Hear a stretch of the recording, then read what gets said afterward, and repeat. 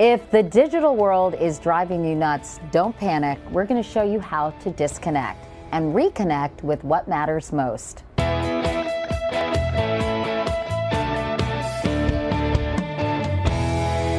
Are you a digital addict? Comedian author Baratunde Thurston went MIA from the digital world and is here to tell us what he learned and how we can achieve a digital balance in our lives. Hello, nice to see you. Nice to see you too. So you decided to take a break from all things digital. From most things digital. There was a lot of noise associated with being responsive and always saying things through social media that I needed to quiet for a little while. I just started getting a little resentful, very exhausted, and just taxed, mentally taxed by all the engagement out there and not so much engagement in here. How so mentally taxed? What these tools allow us to do is share our lives, which is great, but it also puts this background process, at least for me, which meant everything I did, I sort of questioned like, oh, maybe I should share that. This is a great meal.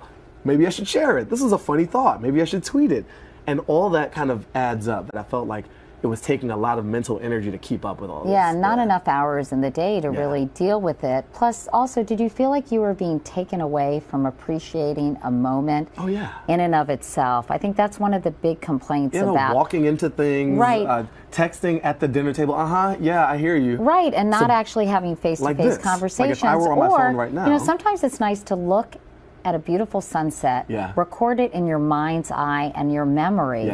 Without taking a picture and sending it out into the world. Not every experience needs to be documented. And in over-documenting, we often don't experience the experience. And I didn't really realize how true that was until I shut down for a little while. All right, so what was it like when you shut down? It was glorious on the other side. I held my head up. I didn't walk into people on the streets. I enjoyed food without having to share the enjoyment. And I think the challenge really wasn't being unplugged as much as it was getting to that state. And what I realized first was how much time I spent trying to think of things to say. It's like, what's the caption for this moment of my life?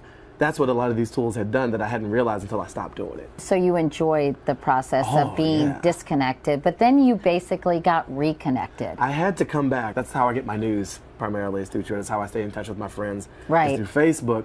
So I wasn't trying to walk away permanently or for some extended period of time. But did it change the way you kind of operate now that you're back in? And then I tried to do things in batches a little more. Instead of always having the email open and responding at whatever hour of the day, try to restrain that a little bit, take some time each week, if not a full day, to just be present and not hyper plugged in.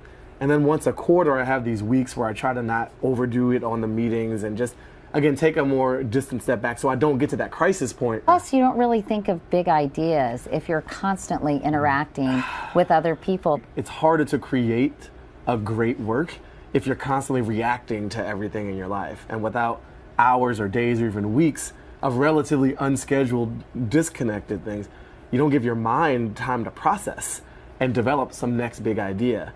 And I experienced that a little bit over the break too, where I got some creative breakthroughs on a writing project and just felt like there was a better balance. So I'm not running away from all the tech. I'm not destroying my smartphone permanently, but there's a little bit more conscious choice around how deeply and how frequently I have these things fully plugged into my whole psyche.